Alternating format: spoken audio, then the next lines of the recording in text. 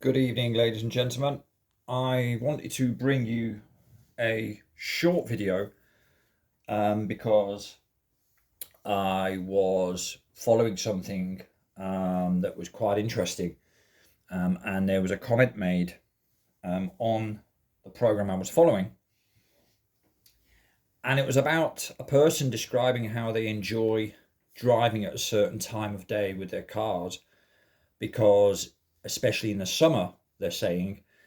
Um, they get that effect of never having total darkness. So there's a slither of a different sort of blue on the horizon as opposed to like blackness like you have in the winter. Let's have a listen to what they're saying. This will be in the background, and then I'll show you on the 80 projection what he means. Well, how I'm deciphering what he means. And one thing I always really loved about driving at night, this far north, is in summertime, you'd find that if you look to the horizon, you'll notice that it never actually gets completely dark. It's just you get this dark blue, and then it just gets light again. I always loved that.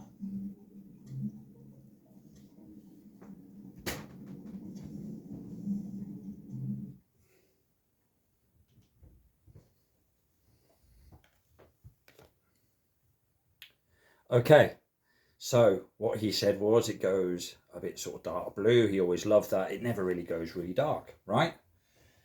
So I thought I may as well put the picture I have in the frame to good use and kind of show you what I mean. Here is a so-called azimuthal equidistant map, and this map of the world, new standard map of the world as it's called here, a Gleason's map, is really a projection from, people have to understand this, a globe Earth model, which in itself is a projection transformed via a formula called the Haversine formula from flat Earth angle measurements, because you can only get elevation angle measurements off a flat surface. You know, the one we're on, you can't get them off a globe surface. But anyway, right. So this chap is talking about how he's driving and his horizon, it never gets really pitch black in the summertime. So here you have Europe. Here's the North Pole in the center. So you could imagine this is not a globe. You're not looking at the top of a globe or anything. The aspect of what we're looking at here is flat. Yes, there are hills, valleys, blah blah blah. We know all that, but the aspect is flat. We're not talking about a shape, right? Surrounding the waters that we call our oceans.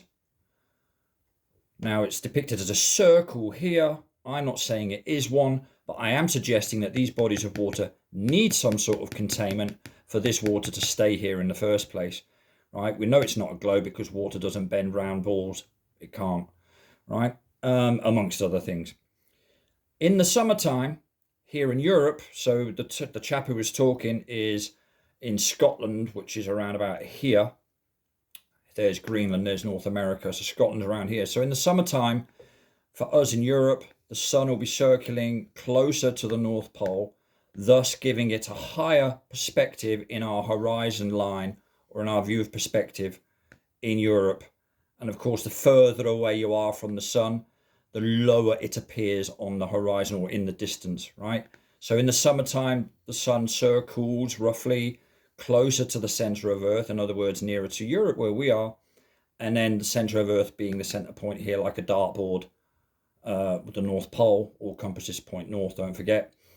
And then as the months progress, the sun then spirals its way slowly towards the outer perimeters of this model, let's call it that carefully, thus in Europe appearing to be lower on the horizon.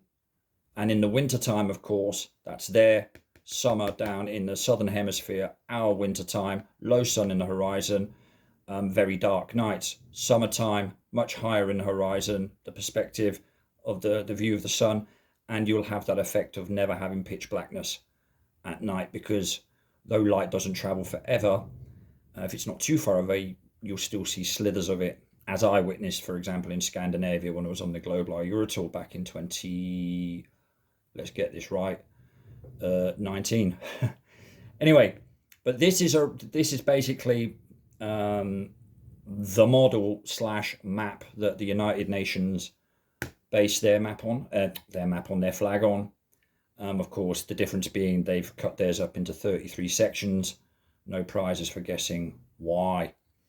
But there we have it. And this is kind of depicts the ice wall, if you like, the perimeter. And what's beyond that? Don't know. I'm not ever saying I do know. But one thing is for certain, water always finds and maintains its own level. Doesn't bend round large balls that pseudoscientists like to call planets. And the effect that the gentleman's talking about that slither of light, or the contrasting blues, because the light never really totally disappears, well, that isn't even possible in the so-called system, the planetary system that we're offered anyway. So there we have it. My thoughts on that. Winter time for us, the sun is further away, circles round the outside, or as they would call it, the southern hemisphere. And as we go north towards the center, crossing the equator, here's the equator line round here, and then into the northern hemisphere, as they call it. The sun, of course, is closer to us here in Europe or North America and Northern Asia, and of course thus appearing higher in the sky.